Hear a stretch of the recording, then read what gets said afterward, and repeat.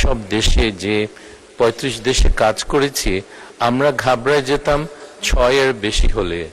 বাংলাদেশের রেট হলো 61। এই ফলস ডেফিনিশনে 61, মানে the banking system is totally short.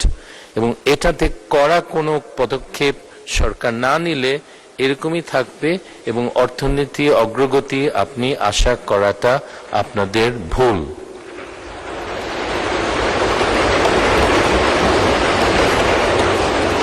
আমি আশা করি অর্থমন্ত্রী সাহেব এই ব্যাপারে কিছু করবেন, কারণ আমাদের ব্যাংকিং এফিসিয়েন্সি বাড়াতে হবে। Finally fiscal issues, deficit level আমাদের খুব বেশি না, 3-4%, কিন্তু একটা মিথ্যা পরিসংখ্যানের উপরে এটা ভিত্তি করে এই ডেফিসিট লেভেল তৈরি করা হয়েছে। সেটা হলো আমাদের রাজস্বের রেট। রাজস্বের রেট গত 15 বছরে 80, 84 উপরে কোনোদিন যায়নি, এক বছরে 70 ছিল। সো আমরা বাজেট করি হাই রাজস্ব রেটে, কিন্তু আসলে এটা হয় না, এবং এটা প্রত্যেক বছরে হয় না। প্রত্যেক বছরে হয় না তো এটা একটা আন্দাজ করা উচিত।